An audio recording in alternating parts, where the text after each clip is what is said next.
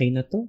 Career. Isa sa mga core developmental needs na dapat ma-develop sa isang tao para ma-achieve niya ang kanyang full potential. Ayon sa American School Counseling Association, ang career ay isa sa mga developmental domains na dapat na-develop sa isang estudyante. Kasama dito ang academic and social-emotional domains. At bilang isang Pilipino, malaking bahagi ng ating pagkatao ang usapin ng career dahil ito ang isa sa mga goals na dapat ma-achieve ng isang tao sa kanyang buhay. Kung bakit tayo nagsusumikap mag-aral, maghanap buhay, at mag-asam ng professionalization sa ating buhay. Pero, merong ilang mga terms and definitions na nagkakapare-pareho ng ibig sabihin kapag pinag-uusapan ang salitang career. Pero meron palang pagkakaiba-iba ito. Ngayon alamin natin kung ano-ano ang mga ilang mahalagang terms na dapat nating tandaan pag pinag-uusapan ng career. Hi, my name is Arkin. I am a registered guidance counselor and registered psychometrician. And today we're going to talk about the basic context of career. So alamin natin yung iba't ibang mga terminologies na mai-encounter natin kapag pinag-uusapan natin ang mga salita tungkol sa career. So, unahin muna natin ang salitang job. Sa definition ng job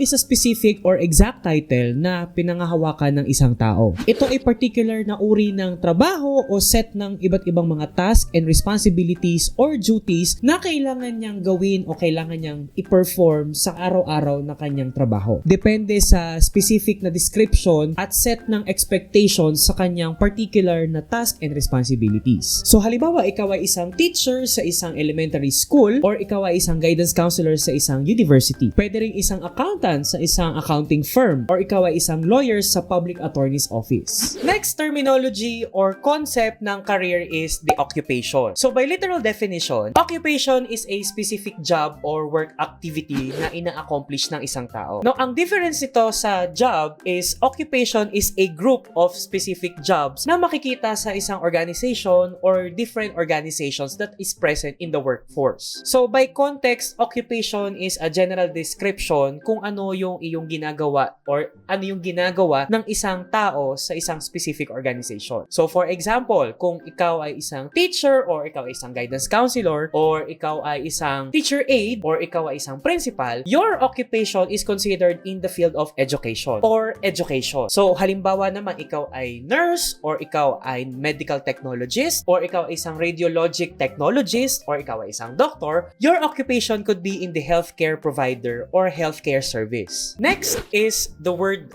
work. Work by definition is a specific activity na ginagawa ng isang tao either for pay or for volunteer basis. So sometimes work is considered as a domain of life na kung saan ito ay isang gawain in either providing goods or providing also service, depende sa nature ng kanilang job. Typically, pero hindi naman sa lahat ng pagkakataon, work is usually paid. Pero sabi nga kanina sa definition, sometimes it is in a volunteer basis. In most societies, work sometimes is associated sa buhay ng isang tao after schooling and before their retirement or disengagement sa isang trabaho. Another terminology is what we call the profession. Now, profession requires specialized training, knowledge, qualification, and skills. Now, in technicality, ang profession needs and implies membership sa isang professional body at dapat meron din siyang acquisition ng certification or licensure na dapat guided ng specific code of conduct sa profession na ito na set by a respective body or respective group of professionals in the particular field. Ang isang professional is required to have a specialized training or internship para ma-obtain niya ang isang degree or high degree of education and expertise sa kanyang particular area. Another thing na dapat nating tandaan kapag pinag-uusapan ang profession or being a professional is that they are bounded by ethical guidelines and code of conducts that is being set by the professional body na nag-govern dito sa mga professionals na ito na dapat sundin ng isang professional para magkaroon ng uniformity of practice and at the same time the professionalization and ethical or right practice na kung saan sumusunod sa dapat na ma-attain ng isang client kapag nagpo-provide ng service ang isang professional. Now, specific example when we are talking about professionalization, we guidance counselors follow what we call the Code or Technical Standards for Licensed and Professional Counselors that is under the RA 9258. So, ibig sabihin, if you are a licensed guidance counselor, you are bound to follow the rules and regulations in the practice of guidance and counseling profession, especially here in the Philippines. Kailangan bang memorya ng isang professional ang kanyang code of conduct?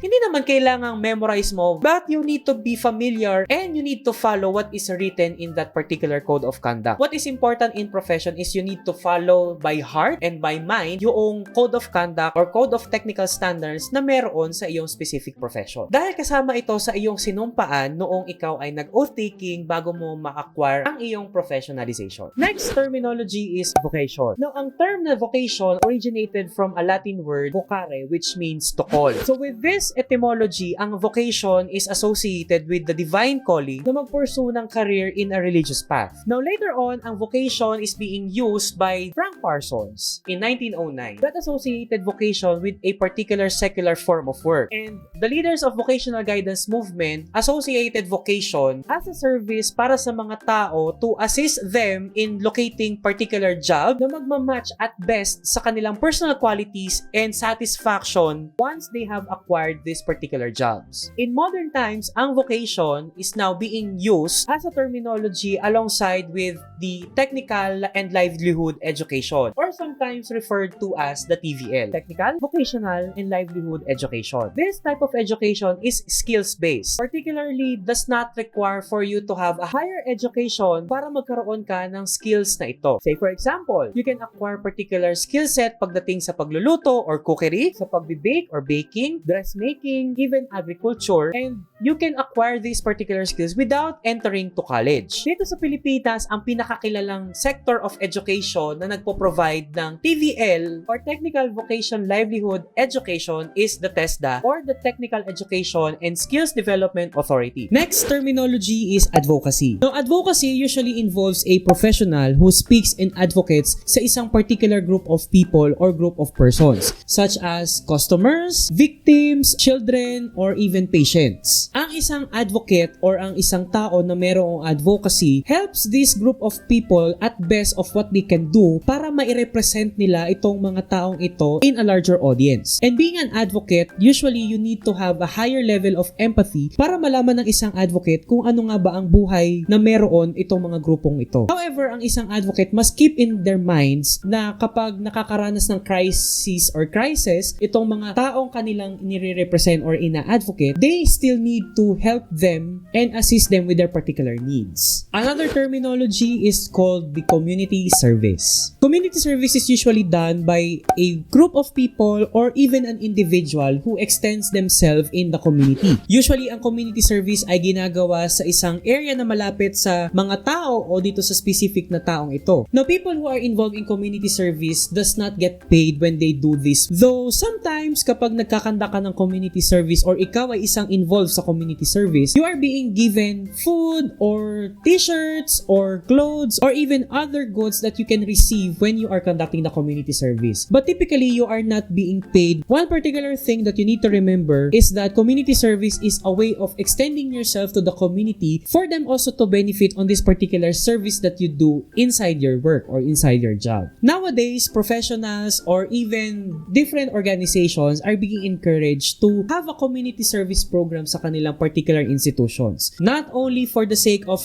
being a particular organization doing a community service, but it is also a way for extending themselves sa community na kanilang pinagsisilbihan. It is a way of forming a community bond, and at the same time, it is also a form of camaraderie kung saan located ang kanilang organization or ang kanilang particular companies. And last but definitely not the least is career. So career is a total of one's work experience in a general occupation category or even a particular jobs. Ang career is a lifelong pursuit of a particular job, profession, vocation, occupation, leisure, and other calling na meron ng isang tao sa course ng kanyang buhay. Now, some questions are being asked when we are talking about career is that, could career be changed? And the answer is yes. Bakit ang taas? Bakit pwedeng magbago ang career ng isang tao? people develop and have a particular different set of interests, needs, goals, and aptitudes, and even potentials that could also happen at the middle of their development. So kung halimbawa ang isang tao have a particular skill set in this particular point of time, that could also change because of the learning and experience that they encountered at particular job or particular occupation. So if that particular skill set, particular attitudes, or particular potentials does not meet already the needs and demands of the particular work at nangangailangan ng isang tao to satisfy these needs and particular seeking of improvement or development sa kanyang buhay, then a person could change their career.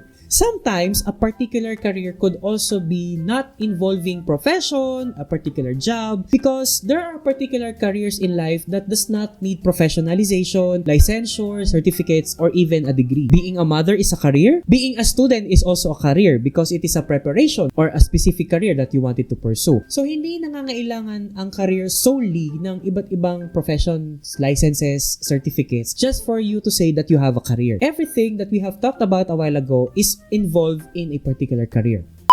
Now, if you wanted to learn more about guidance and counseling, who are guidance counselors, and what we do in our profession, you can check out the videos in the playlist or the link in the description down below. Let me know kung ano pa yung mga terminologies or words na nai-encounter sa topic ng career that I have not mentioned by writing them in the comment section down below. Leave your thoughts, your questions, or inquiries pagdating sa practice or sa field ng guidance and counseling in the comment section. Ano ang tagline ko? Hit the subscribe button and notification bell so you will never miss the next videos that I will be uploading. Maraming salamat sa pagsuporta. I know it's been a long hiatus, but I'm back and I'm ready to film different videos for you guys. Maraming salamat sa 221, I think, at the recording of this video, 221 subscribers. I appreciate you all. Maraming salamat sa pagsuporta. And if you are new in this channel, please don't forget to like and subscribe for this channel so that I could post and I will know kung ano pa yung mga topics that you are interested in this particular field. Maraming salamat sa panonood. Stay safe, spread awareness, and start change. This is Arkin, and I will see you on the next video. Hopefully, magtuloy-tuloy na, but nevertheless, I'll see you on the next one. Bye, guys! Bye!